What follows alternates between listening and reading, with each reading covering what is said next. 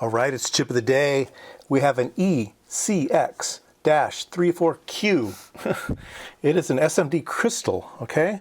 Now, I've seen small crystals before, but this one just freaks me out.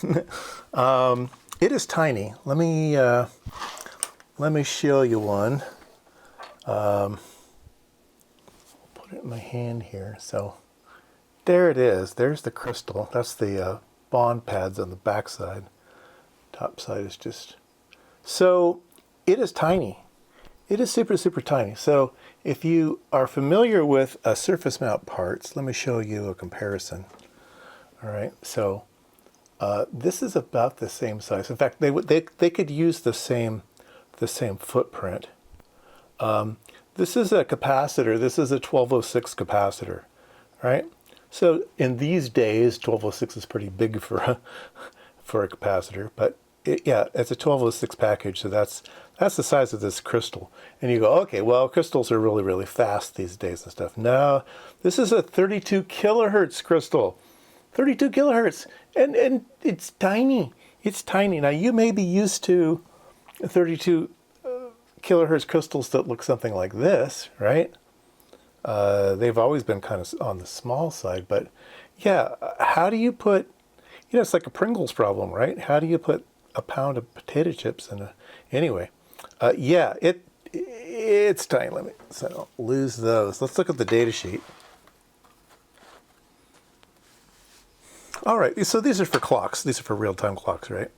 So it's 32.768 kilohertz, not megahertz, kilohertz, 20 ppm, equivalent series distance, blah, blah, blah, blah, blah, peak farads. Anyway, there's some stuff about the crystal here. Now, everybody kind of ignores all this stuff. They just use the same old circuit that everybody's always used. Seems to work. Let's show you that. So this is a standard configuration for one of these crystals. You use an inverter. You put it into linear mode by putting a resistor across it. And then you put in your crystal here and you put in some load, a higher impedance into the circuit so that it will stay up in its linear region. And then you put in some 20 picofarad capacitors, kind of like things here. And you can tweak it so you can adjust the accuracy of your clock by having a little adjusto over here, right? All right, so we are going to hook one up, all right? And so here is one over here going. What I did was I mounted it on a little adapter board here, so the crystal is mounted on this little board here. And then this is my inverter package. It's actually 74HC14. But it works fine, 5 volts.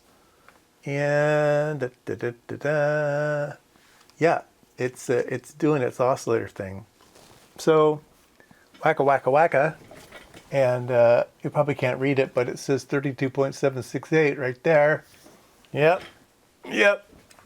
So I'm just, amazed at how small these things are. So I found these at the store, the store.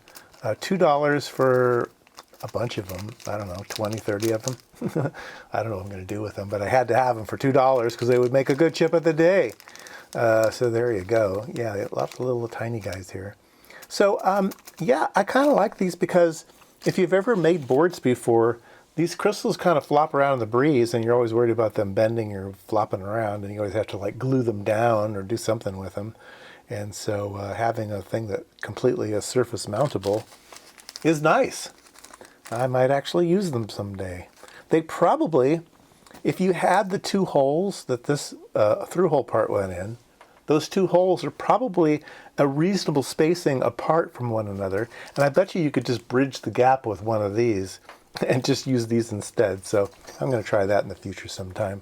All right, so I mean, I don't understand how they put such a small thing, right? It's, like I said, it's the Pringles problem. So let's open up the Pringles can and see what's inside.